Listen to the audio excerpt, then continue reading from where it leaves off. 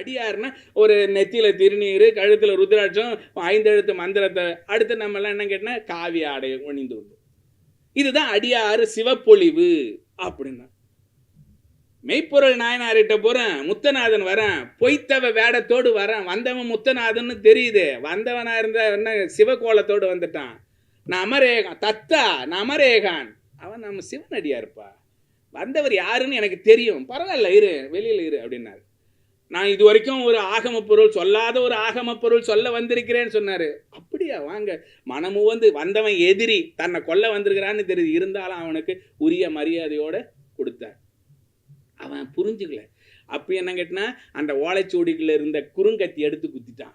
அப்போ என்ன கேட்டிங்கன்னா, அப்போ சொல்கிறாரு, இவன் எல்லைப்புறத்துக்கு போயிட்டு விட்டுட்டு வர்ற வரைக்கும் என்னுடைய உயிர் இருக்கும், அது வரைக்கும் நான் சேஃபாக இருப்பேன், நீ விட்டுட்டு வந்து சொல்லுன்றார். அப்போ அந்த காலத்தில் இந்த அடியார்கள்லாம் எப்படி இருந்திருக்காங்கன்னா, ஈர அன்பினராக இருந்திருக்கிறார்கள், எந்த ஒரு குறையுமே இல்லாமல் இருந்திருக்கிறாங்க. அதனால தான் வீரம்.